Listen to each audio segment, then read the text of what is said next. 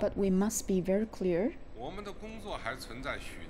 There are still many inadequacies in our work and many difficulties and challenges to face. The main ones are as follows. Some acute problems caused by unbalanced and inadequate development await solutions, and the quality and effect of development are not what they should be, and China's ability to innovate needs to be stronger. The real economy awaits improvement, and we have a long way to go in protecting the environment.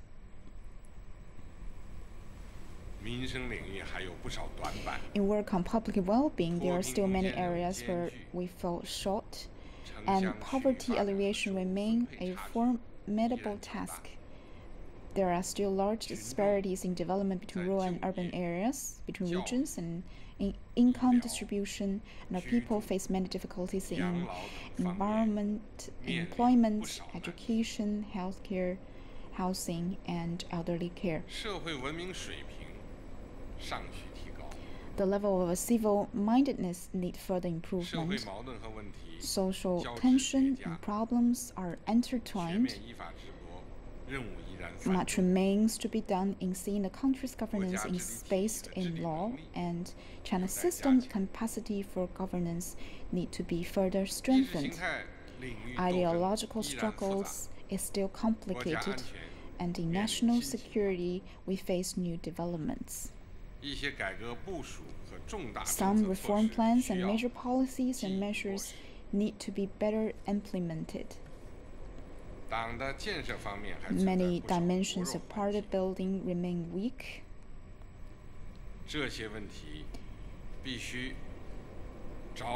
These are all problems that demand our full attention to resolve.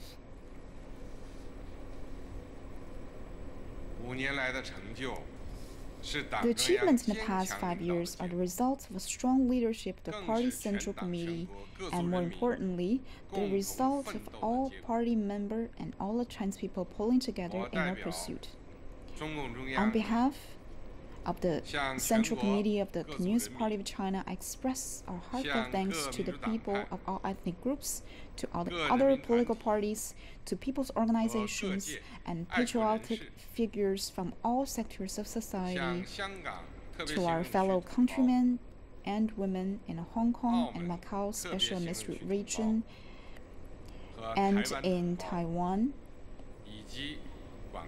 to overseas Chinese, and to all our friends from around the world who have shown understanding and the support for China's modernization.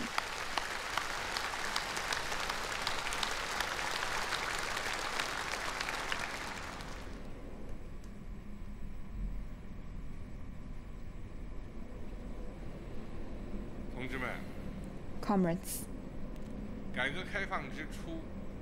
in the early days of reform and opening up, the party made a clarion call for us to take a path of our own and build socialism with Chinese characteristics.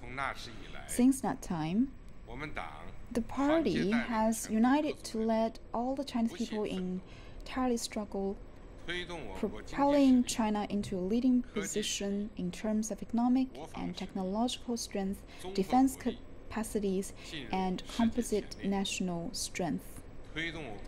China's international standing has risen as never before. Our party, our country, our people, our forces, and our nation have changed in ways without precedent. The Chinese nations, with an entirely new posture, now stands tall and firm in the East.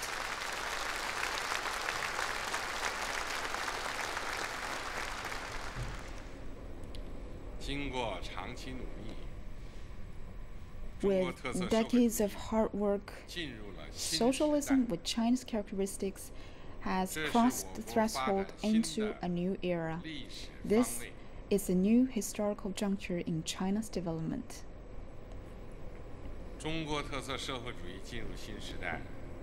This is what socialists with Chinese characteristics entering a new era mean.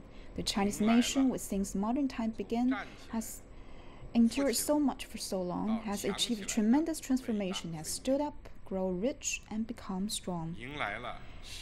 And it now embraces the brilliant prospect of rejuvenation.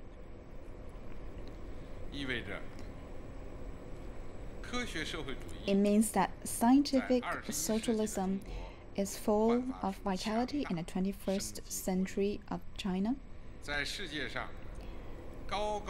and that the banner of socialism with Chinese characteristics is now flying high and proud for all to see. It means that the path, the theory, the system, and the culture of socialism with Chinese characteristics have kept developing, blazing a new trail for other developing countries to achieve modernization. It offers for other countries and nations who want to speed up their development while preserving their independence a new option, and it offers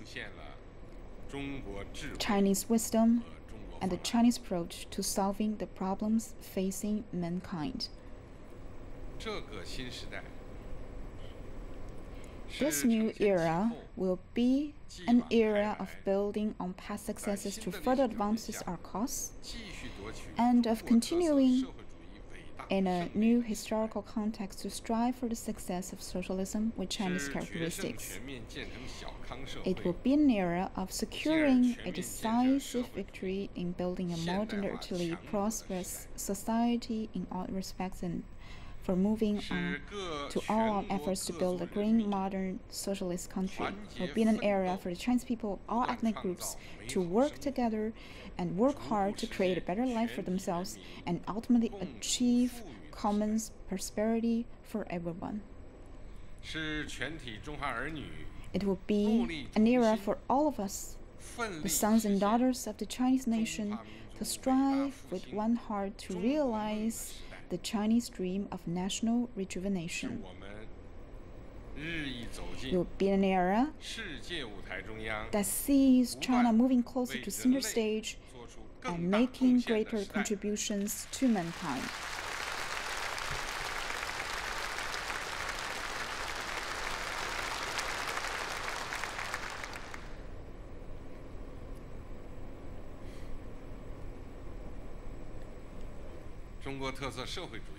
As socialism with China characteristics has entered a new era, the principal contradiction facing Chinese society has evolved.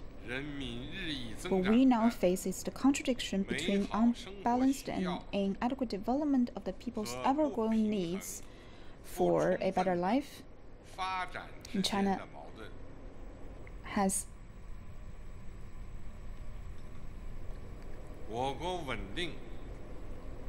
seen the basic needs of over 1 billion people met, have basically made it possible for people to live decent lives, and will soon bring the building of a moderately prosperous society to a successful completion. The needs to be met for the people to live a better life are increasingly broad. Not only have their material and cultural needs grown, their demands for democracy, rule of law, fairness and justice, security, and a better environment are increasing.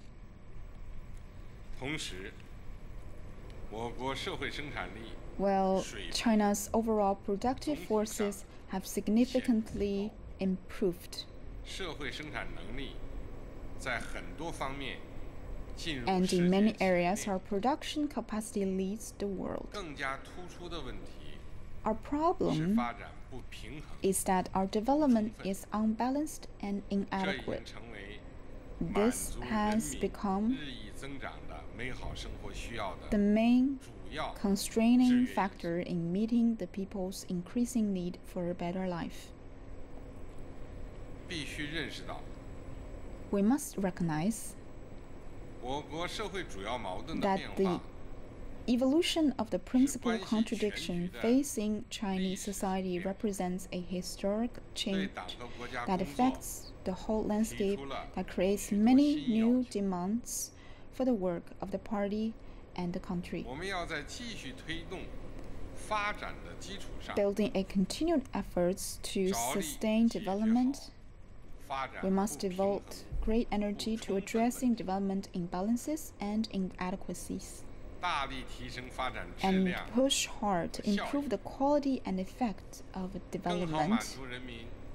With this, we will better place to meet the ever-growing economic, political, cultural, social, and ecological needs of our people, and to promote well-rounded human development and all-round social progress.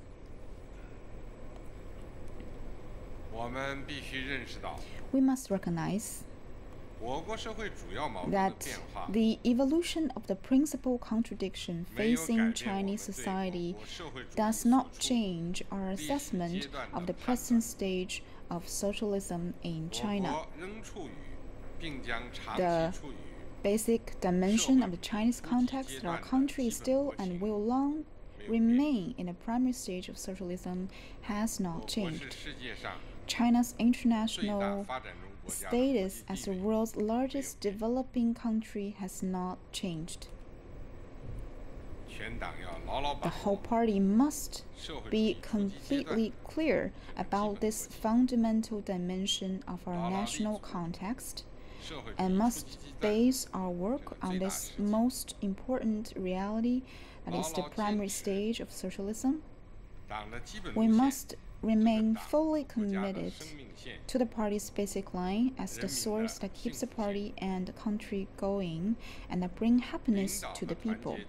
We must lead and unite the Chinese people of all ethnic groups in fulfilling the central task of economic development. We must uphold the four cardinal principles, continue to reform and opening up, be self-reliant, hardworking and enterprising, and strive to build China into a great modern socialist country that is prosperous, strong, democratic, culturally advanced, harmonious, and beautiful. Comrades, Chinese socialism's entrance into a new era is in the history of the development of the People's Republic of China and the history of the development of the Chinese nation of tremendous importance. In the history of the development of international socialism and the history of the development of human society, it is of tremendous importance as well. Our entire party should develop unshakable confidence, work hard and work well to see socialism with Chinese characteristics display even stronger vitality.